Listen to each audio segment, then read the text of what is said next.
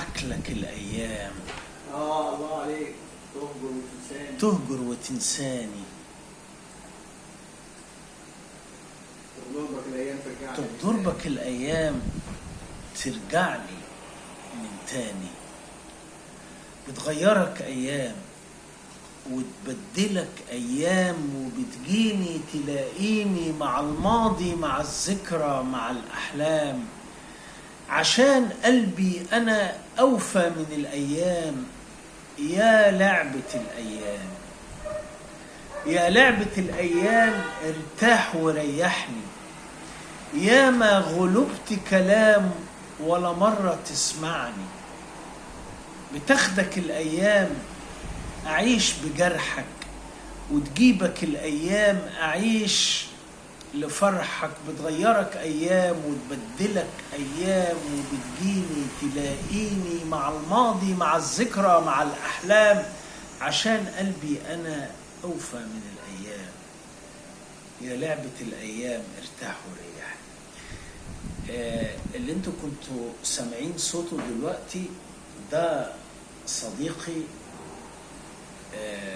في النقابة العامة لاتحاد كتاب مصر، وبعدين هو شدته الكلام على طول، لقيته وانا قاعد بسجل صرخ وقال ايه الحلاوة دي اللي انتوا سمعتوه. وده دليل على ان الاغنية ديت هي اغنية مرعبة كتبها الشاعر الصغير الكبير علي مهدي. وعلي مهدي اتوفى صغير، وتخيلوا بيكتب الكلام المرعب ده. طبعا عمل حاجة لعبد الحليم حافظ اسمها فوق الشوك مشاني زماني قال لي تعالى ونروح للحب، لحنها له الموسيقار الأجيال محمد عبد الوهاب. طبعا الأغنية دي لك أن تتخيل إن اللي ملحنها رياض السنباطي. يا نهار أبيض على الناس وعلى الزمن. الشاعر ده اتوفى حوالي سنة 65، يعني كان برضو صغير في السن زي ما قلنا.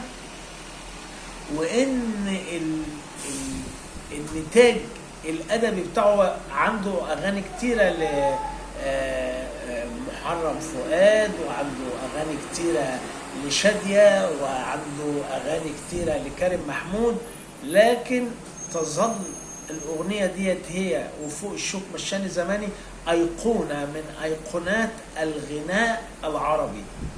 صباح الفل.